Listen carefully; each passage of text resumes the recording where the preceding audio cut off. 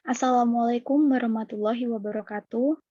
Perkenalkan nama saya Febiola Eva Prasasti dengan NIM 2020 17774.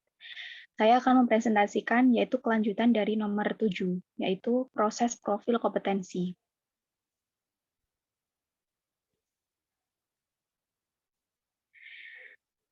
Bekerja dalam kerangka konseptual yang disediakan oleh WCP, pembuatan profil kompetensi menjadi aktivitas multifaset dengan potensi bervariasi sesuai dengan tujuan dan aplikasi penggunaan individu.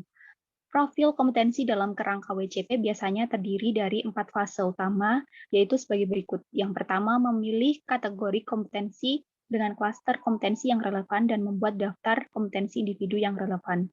Ini termasuk memberikan pertimbangan yang matang untuk struktur organisasi dan variabel lingkungan seperti peran, tingkat, dan tahap pengembangan. Yang kedua yaitu menentukan kepentingan relatif dari setiap kompetensi yang terdaftar berdasarkan bobot atau urutan peringkat. Selanjutnya, yang ketiga yaitu mengidentifikasikan ekspresi perilaku efektif dan tidak efektif spesifik dari setiap kompetensi yang terdaftar.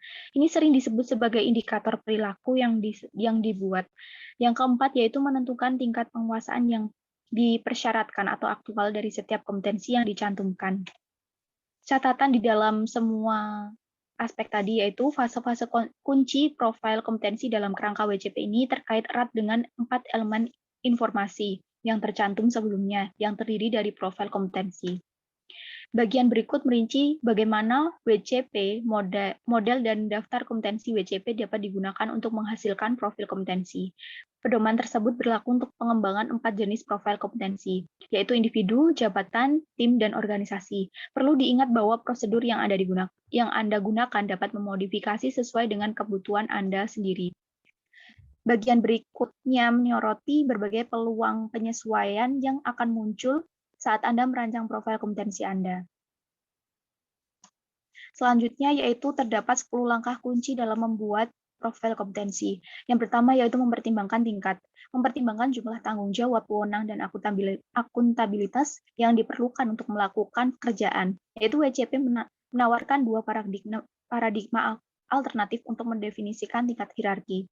Anda dapat memilih salah satu dari ini atau Anda dapat menyesuaikan aktivitas pembuatan profil Anda ke tingkat hierarkis yang ada dalam organisasi Anda sendiri. Yang kedua yaitu mempertimbangkan peran, mempertimbangkan kegiatan atau tanggung jawab utama atau kecil yang berkaitan dengan profil yang sedang dikembangkan, yaitu WCP mengenali 4 peran, yaitu kontributor, individu, administrator, manajer, dan pemimpin. Yang ketiga yaitu pertimbangkan tanggungnya pengembangan organisasi. Maksudnya di sini yaitu mempertimbangkan siklus hidup organisasi Anda sendiri atau tahap perkembangannya saat ini. WCP mengakui 5 tahap perkembangan di seluruh siklus hidup organisasi, yaitu kelahiran, pertumbuhan, pertengahan, kehidupan, kedewasaan, dan penurunan atau pembaruan. Yang keempat yaitu pertimbangkan variabel kontekstual lain yang relevan, yaitu pertimbangkan variabel kontekstual yang lain mungkin mempengaruhi identifikasi dan pemilihan kompetensi Anda untuk dimasukkan dalam profil yang sedang dikembangkan. Relevansi variabel kontekstual tersebut didorong oleh tujuan dan aplikasi profil yang dimaksud. Yang kelima yaitu identifikasi kategori kompetensi dan kelompok kompetensi yang relevan.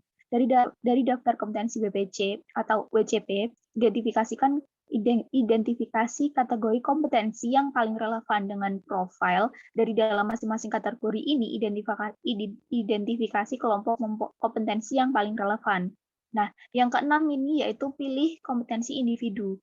Dari dalam setiap kelompok kompetensi yang diidentifikasikan pada langkah 5, yaitu pilih kompetensi individu yang paling relevan dengan profil.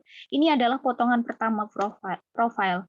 Yang ketujuh yaitu kumpulkan informasi pendukung tambahan untuk memverifikasi atau membuktikan kompetensi yang dipilih. Hingga saat ini, kumpulkan informasi pendukung tambahan dari sumber seperti panel ahli atau wawancara peristiwa perilaku. Yang kedelapan yaitu tinjau, sesuaikan, selesaikan. Berdasarkan informasi yang dikumpulkan pada langkah ketujuh atau tinjau dan sesuaikan profil, tambahkan kompetensi dan atau informasi tambahan yang dianggap penting. Ini adalah potongan akhir profil. Yang kesembilan yaitu tetapkan kepentingan relatif dan tingkat penguasaan setiap kompetensi. Analisis daftar kompetensi ini dengan mempertimbangkan signifikasi masing-masing kompetensi. Tetapkan kepentingan untuk setiap kompetensi yang terdaftar berdasarkan bobot atau urutan peringkat. Nah, tetapkan tingkatan penguasaan yang diinginkan atau diamati untuk masing-masing. Nah, yang terakhir dari langkah kunci dalam membuat profil kompetensi ini adalah yaitu pembuat indikator perilaku. Uraikan daftar deskriptor spesifik yang menunjukkan cara perilaku yang efektif atau tidak efektif untuk menunjukkan kompetensi pada pekerjaan. Nah, di sini ada langkah-langkah. Yang pertama yaitu pertimbangkan levelnya. Pertimbangkan tingkatan yang berkaitan dengan profil yang sedang dikembangkan atau jumlah tanggung jawab, wewenang, dan akuntabilitas yang sesuai dengan diperlukan untuk melakukan pekerjaan. Ada dua paradigma di sini, yaitu untuk mendefinisikan tingkat hierarki, yaitu yang pertama, metode sistem bertingkat, yaitu dari Jacques 1988. Tingkat hierarki ditentukan dengan menetapkan rentang waktu tugas. Pendekatan ini didasarkan pada alasan bahwa semakin lama seseorang harus menyelesaikan tugas, semakin banyak tanggung jawab dan otoritas yang dibutuhkan. Menurut teori Jacques adalah mungkin untuk mengidentifikasikan 8 strata atau tingkat hierarki dalam organisasi manapun. Selanjutnya yaitu dalam hal ini rentang waktu kerja yang membedakan tingkatan ini adalah terdapat kurang dari 1 hari, 1 hari sampai 1 minggu, 3 bulan, 1 tahun, 2 tahun, 5 tahun, 10 tahun sampai 20 tahun. Nah, yang kedua yaitu mayoritas karyawan dapat digambarkan sebagai salah satu dari 7 tingkatan berikut, yaitu asisten wakil menteri, direktur jenderal, direktur, manajer menengah, pengawas, entry profesional, dan entry biasa atau masuk. Yang selanjutnya yaitu langkah yang kedua.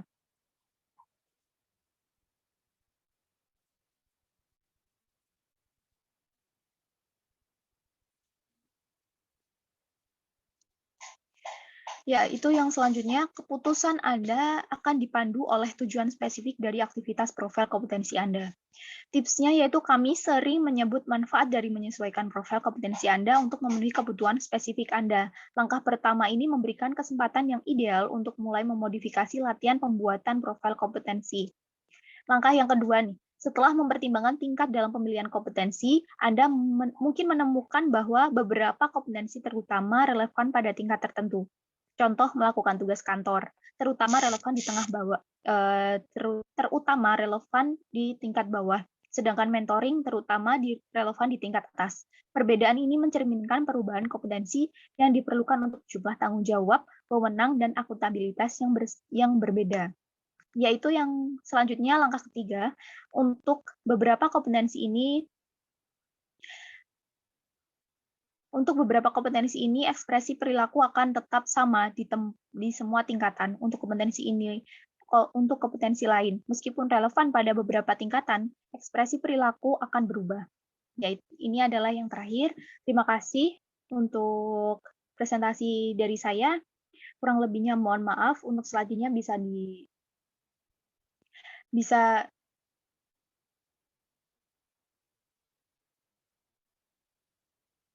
dilanjutkan oleh yang ke nomor 9. Terima kasih dari saya. Wassalamualaikum warahmatullahi wabarakatuh.